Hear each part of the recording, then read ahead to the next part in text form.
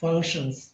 If the functions are bijective in nature, we get inverse of a function, right? Similarly, if there is a matrix which is also a function, if it is bijective in nature, we can understand its inverse also. How to find the inverse? What kind of inverse we are talking about is multiplicative inverse. Let's see.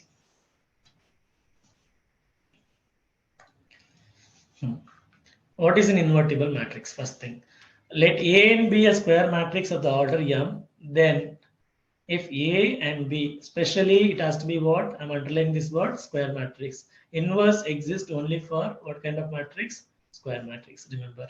If A and B are two matrices, which are square matrices, such that when you multiply them in any order, if you are getting an identity matrix, then we say A is the inverse of B, and we express that as B power minus 1. Okay. Or B is the inverse of A. Right? How does it? Can we correlate with the multiplication? So x into y is equal to 1. Real number. X is a real number. Y is a real number. Then what is y? Y is actually 1 by x. So what is 1 by x? 1 by x is a multiplicative inverse of x. So what do you mean by multiplicative inverse? If you multiply them mutually, you will get the multiplicative identity, which is actually 1. Same way in the matrix multiplication, we know matrix multiplication has multiplicative identity, which is 1. Okay, so that is not 1, it's identity matrix. So when you multiply two matrices, if you get identity matrix, obviously each of them are multiplicative inverse of each other. So that is what. So inverse exists only if you have a matrix multiplied by that. You should get a what matrix? You should get an identity matrix, right? So let's see an example. Example A, let's observe these examples carefully. Example A says a square matrix 2, 3, 1, 2, and another square matrix 2, minus 3, minus 1, 2. Okay, when you multiply these matrices, what do you get? Let's multiply together 2 into 2. So it's going to be first the same order, then we'll get the same order again. 2 into 2, 2, plus 3 into minus 1. First row, first column, right? 2 into 2 and 3 into minus 1. What do we get here? So 2 into 2 is 4, sorry. And 3 into minus 3, minus 1 is minus 3. Now 2 into minus 3 is minus 6. And 3 into plus 2 is plus 6. Next, what we have is 1 into 2 plus minus 2. Finally, 1 into minus 3. Then 2 into 2, 4. So when we solve this, we get 1, 0, 0, 1. Isn't it identity matrix of order 2 cross 2? Yes. What is identity matrix? Identity matrix is a square matrix. It's a scalar matrix, a square matrix, diagonal matrix, right? Whose diagonal elements are 1 and all of this is 0. That's identity matrix. Yes, we are getting the same identity matrix. So if that is the case, A and B are inverse of each other. Am I right? So this is AB. Let us talk about BA. What is BA? BA is we are going to multiply B first. We'll keep B first. And we're going to write A after that. Then what we get? 2 into 2, 4. Right? Yeah. 4 minus 3. And then 2 3s are 6. Minus 6, 0. And minus 1 plus 2. Minus 2 plus 2, again 0. Then what we have here is minus 3 into 3 is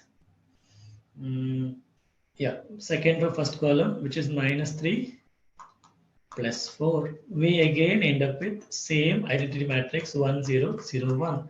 So in that case, BA is again. So only both are AB is equal to BA is equal to I. So this is another condition. So I told you AB is not always equal to BA.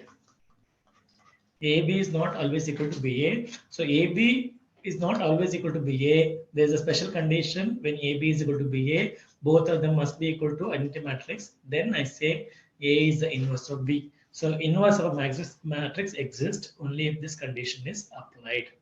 Okay. Yes. Any doubt in this? No doubts. It should not be confusing. This is a very simple concept. We will go into details of the inverse matrix in the next chapter, which is determinants, which is advanced level of matrix. Okay, so that is determinants, which we have tomorrow. So in UAE timing it's 3:30 p.m. and in the Indian timing it is 5 p.m. Okay, so please attend the next class. It's a continuation of this class. It will be very helpful if you attend this class and immediately attend the determinants class. You will have all your doubts clarified in the determinant section. Okay, because there is a touch about matrices, and immediately you attend the next class, and you can also bring your doubts, and we can discuss this with everyone so that everybody can get the doubts clarified.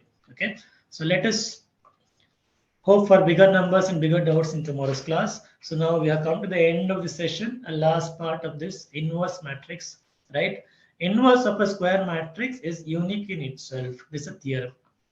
Remember, theorem says, this is a rule. The rule says inverse of a square matrix is unique in itself. That means you will not have multiple inverse. There's only one inverse for a given matrix. For example, if you come across AB is equal to I and AC is equal to I, that is AB is equal to BA is equal to I and AC is equal to CA is equal to I. It says B is the inverse of A, C is the inverse of A, but according to the rule, B and C must be same, then only it's possible. Okay, this has been proved. The proof of this is important. Please check this and learn the step-by-step proof. Okay, so as B is the inverse of A, AB into BA is equal to identity matrix. Also, C is the inverse of A, AC and CA is equal to identity matrix. So now they are bringing C. C is written as IC, and in the place of I, they can write BA. Okay, and then you can multiplication is associative, so we can bring that association property here. B can be written as AC, and AC is actually I. So this is the very easiest proof. It should not be confusing for you. Please understand the steps carefully. It's a very interesting and easy proof. Okay, so you can prove that if it is asked in just 4 steps or 5 steps, following all these steps, right? And the rule is important for us to understand inverse in detail in the coming classes. So what is the theorem says? Inverse of a square matrix exists, and that is unique for itself. If it exists, it has to be unique. It cannot be different. We cannot have multiple inverse for a given square matrix. Okay. Yes. We are coming to the end of this concept. Right. Let me quickly give a summary of the entire chapter. Before that, one last rule we need to know. The last theorem in this.